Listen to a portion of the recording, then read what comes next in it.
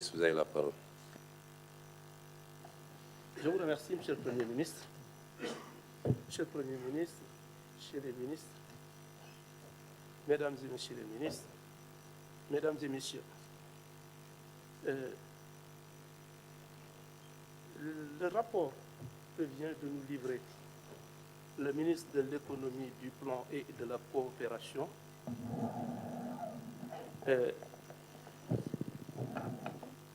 revêt, à la lumière de ce que nous avons entendu, ces faits sont d'une gravité certaine et semblent revêtir une qualification pénale que les autorités judiciaires compétentes saisies vont devoir déterminer au moyen d'investigation qu'elles jugent appropriées. Il est vrai que nous sommes dans un état de droit. Les deniers publics, dans le cadre de l'agencement juridique du pays, on a conféré un statut privilégié à nos deniers publics. Et de ce point de vue, donc, il est vrai qu'il ne m'appartient pas a priori de juger de l'effectivité des faits. Il appartiendra donc aux autorités judiciaires et policières de le déterminer, c'est leur travail. Mais ce que je peux dire, c'est que ce sera fait avec le maximum de rigueur, de transparence et sous réserve des règles du principe de la présomption d'innocence.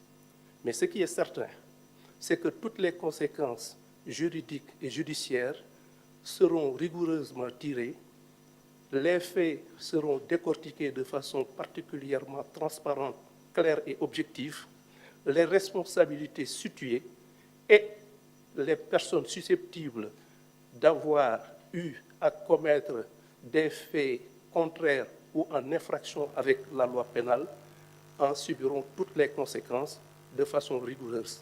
Je vous remercie, Monsieur le Premier ministre. Merci, Monsieur le ministre de la Justice.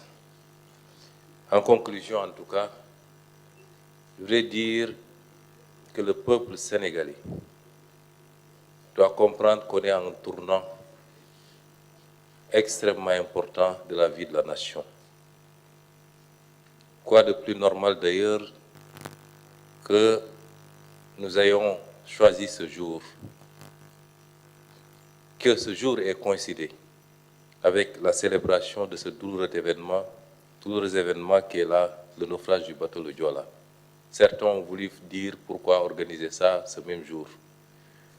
Mais symboliquement, c'est la somme de nos négligences coupables et celle de nos autorités politiques qui est à la base de toutes les catastrophes que nous vivons.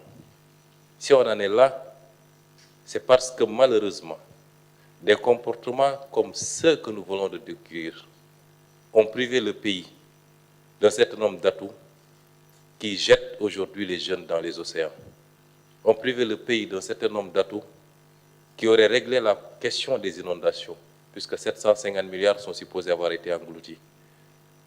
Il ne faut pas sous-estimer ces comportements.